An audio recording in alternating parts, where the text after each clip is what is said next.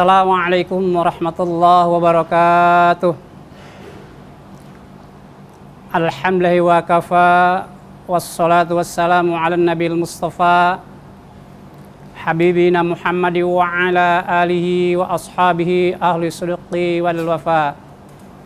Asyhadu an la ilaha illallah wahdahu la syarikalah wa asyhadu anna Muhammadan abduhu wa rasuluhu la nabiyya ba'dah. Allahumma salli ala Muhammad wa ala alihi wa ashabihi ajma'in, amma ba'd. Pemirsa TV-mu rahimakumullah, tema hari ini yang akan diangkat adalah diagnosa dan terapi kemiskinan. Kita sudah banyak memahami dan berapa banyak istilah kemiskinan. Kita berangkat dari ujung dari surat Al-Ma'un, wala yahuddu ala ta'amil miskin. Yang ini adalah kata miskin. Kemudian dari kata miskin itu karena banyak pengertiannya, maka pemirsa, saya akan menyampaikan yang pertama tentang macam-macam kemiskinan. Yang pertama ada istilah miskin ekonomi. Biasanya miskin ekonomi adalah pada umumnya orang-orang yang berikhtiar dalam rangka memenuhi hajat hidupnya, menjadi pemungut barang-barang bekas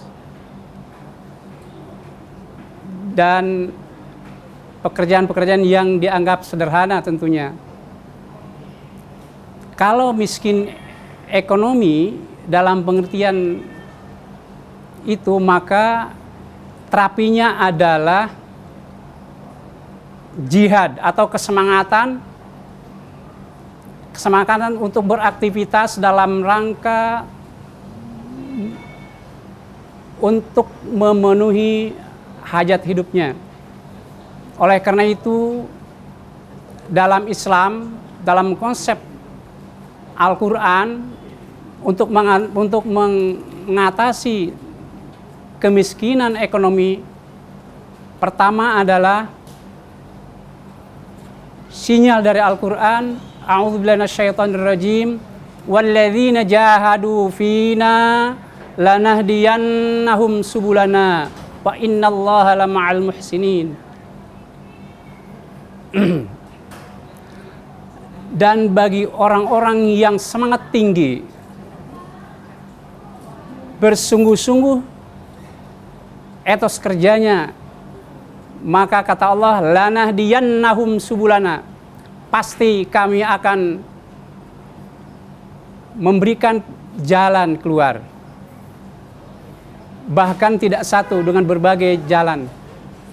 Oleh karena itu, terapinya adalah miskin ekonomi yang paling mendasar adalah kesemangatan, kegigihan untuk mencari ekonomi. Kemudian kita tahu bahwa jangankan kita makhluk manusia yang diberikan akal yang sempurna oleh Allah Subhanahu wa taala, makhluk hidup yang tidak berakal saja, yang tidak belajar, tidak ada pendidikan, dia bisa hidup. Karena itu jaminan Allah Subhanahu wa taala. Jadi kata Allah, wa ma min dabbatin fil ardi illa 'alallahi rizquha. Semua makhluk di muka bumi Allah sudah sediakan rizkinya. Oleh karena itu, ketika kita menghadapi miskin ekonomi, maka semangat kerja yang tinggi, tidak mengenal lelah, tentunya dalam koridor yang dibenarkan oleh syariah. Pemirsa TV-mu rahimakumullah, itu miskin ekonomi.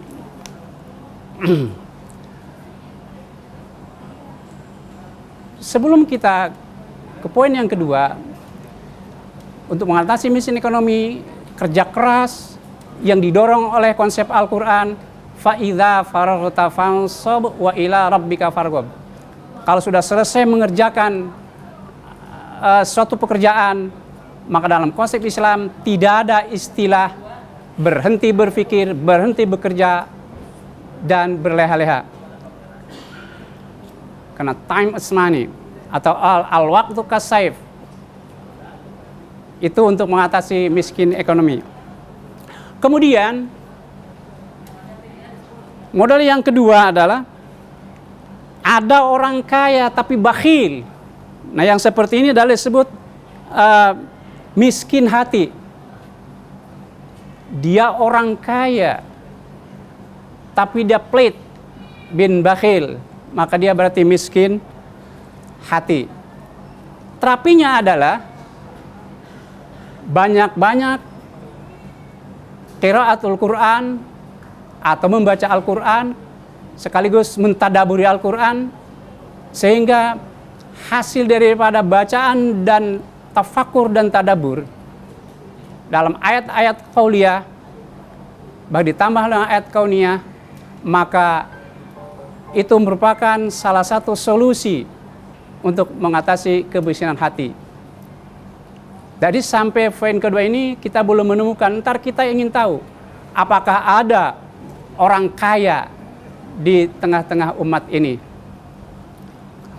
Jaminan Allah dalam Al-Quran bahwa miskin hati adalah harus memperbanyak menelaah Al-Quran. Di dalam surah Al-Isra Allah mengungkapkan, wa nunazzilu minal qur'ani ma huwa syifaa'u wa rahmatul lil mu'minin wa la yazidul zalimina illa khasara. Allah turunkan, kami turunkan, kata Allah, Al-Quran buat orang yang beriman sebagai syifa, sebagai obat penawar hati. Dan karena semua aktivitas dan kesemangatan itu dari hati, ekspresi yang kita keluarkan adalah generatornya adalah hati, maka otomatis yang dipompa dan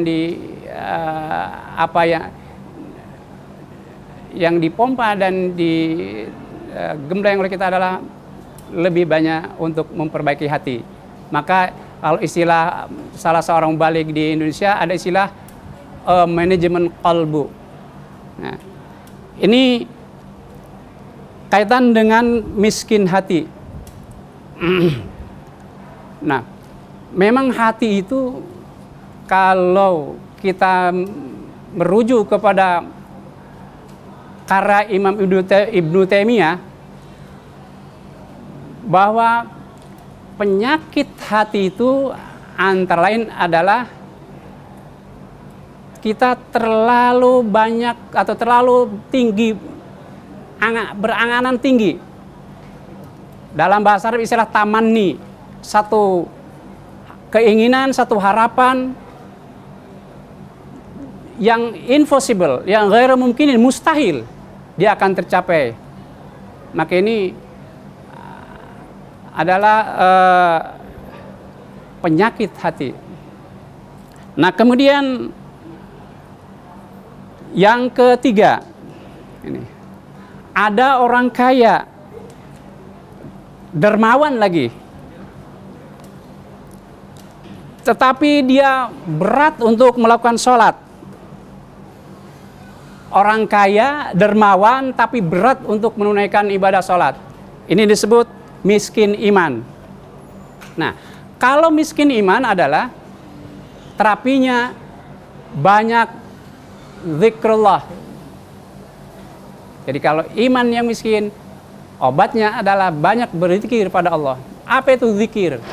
Kesadaran. Bukan sekedar ingat tapi sadar. Zikir yang banyak adalah bukan jumlahnya semata-mata.